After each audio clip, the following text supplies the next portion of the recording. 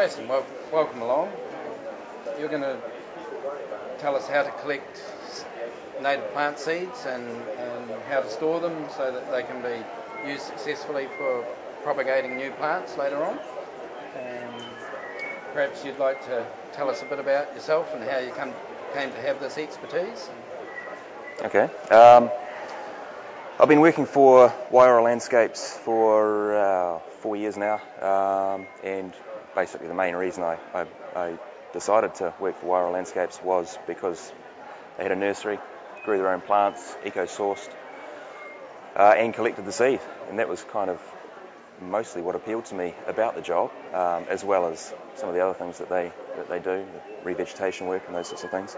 Prior to that, I was working in the demolition industry for 15 years, believe it or not, and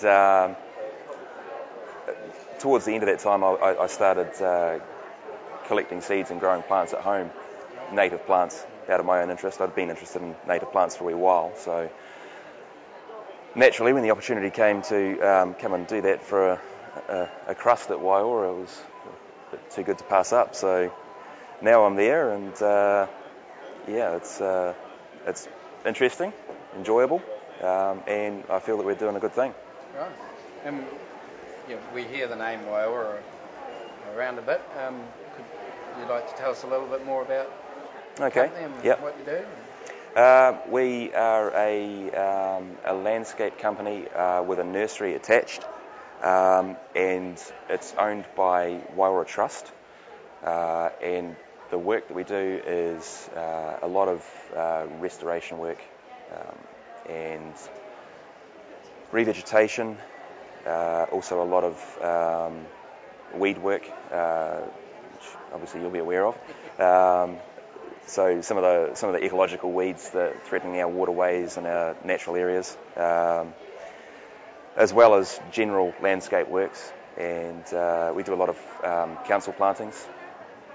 And we source seeds, grow the plants, put them in, look after them, turn it into a forest. Right. So right from the baby bit to the end. Yep, beginning to end. That's good. So would you like to tell us how you go about this collecting seeds and what are the important steps along the way and how any of these people out here can do it themselves? I'd prefer it if they didn't. Well, the first thing is you've got to have a bit of a plan. You've got to know what you want to collect and why you want to collect it.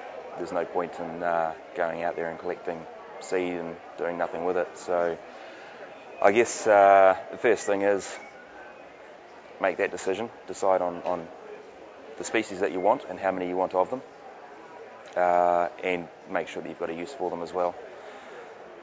I guess after that, the next thing you really need to know is where you're going to find them. Right. So that's something that comes from lots of exploring and just looking around all the places that these things grow. And presumably some of those places will be on private land and that. Yep. How do you get on them? We've got permission. Generally it's farmers. We've got permission from, we get permission from all landowners. That's another big priority, regardless of where you're collecting. If it doesn't belong to you, if the land doesn't belong to you, you've got to get permission. That's council, DOC, ECAN land, private land, roadside, everything. Permission always is a priority. It's quite often we'll get permission from property owners neighbouring areas where we're specifically growing for. They're usually quite happy for us to get in there and collect, and they're also quite interested that somebody's interested in their block of land or their patch of remnant bush. Farmers generally tend to be pretty proud of any of the biodiversity that they do have still existing on their land. They don't all want to bowl it all over and slash and burn, so they're quite often quite proud of what they've got. That's great. So I back to the planning. Probably some of the things that we look at is collecting responsibly. Don't collect material that you're not going to use. So again, that comes back to planning and keeping records is another really important thing. So, for instance, I've got some Coprosma robusta here, Karamu. You've got to know how many seeds there'll be in each fruit. So there's 2 seeds in each fruit, and that way you know how many seeds you're going to get out of a certain amount of fruit, and then you've got to know what sort of strike rate you'll get once you've grown it. So if I sow 1,000 seeds, I might get 300 up. You need to know that. So if somebody wants to buy in a year from us 2,000 plants, we need to collect a certain amount of seed to make that happen. So that's why records are important as well. We keep records on all of our seed as far as where and when it was collected. In fact, I've got an example here. Got some 5-finger here, collected from Ahuriri up in the Port Hills. Collection date was 07. We've got codes on everything. Right. And that's the collection number. So we've got records kept on file for all of our seed so that we know exactly where it came from. So when we sell it, somebody asks us where it came from, we can tell them where it came from. Yeah. And do you find the germination varies from absolutely place to place? Yep. Some areas the plants will be 100% germination. Right. Some areas you might get 5%. Really? Some trees, for example, one that we're having trouble from sourcing plants for a specific site that we're planting into is Matai. Got a huge tree and there's seed 2 inches thick on the ground underneath it. Doesn't germinate. We get about 1% probably, and amazing, isn't it? other sites will get 90%. So it's interesting. Matai's with some plants you've got to make sure that you've got the right. You've got male and female plants in some species, and Matai is one of those. So you've got to make sure you've got a female plant, because you're not going to get seed. But you've got to make sure that there's a male plant nearby, otherwise you get no viability. And one of the ones that we're collecting from, there's a good stand. There's males and females there, but still no germination. It can be a bit frustrating sometimes. Yeah. No, I'm sure it is. It's also a bit of a concern too for natural regeneration, I guess. Yep. That low recruitment on some species. There are some plants that probably not so much the seed viability is the threat, it's the weeds underneath, the rank grass, things like that.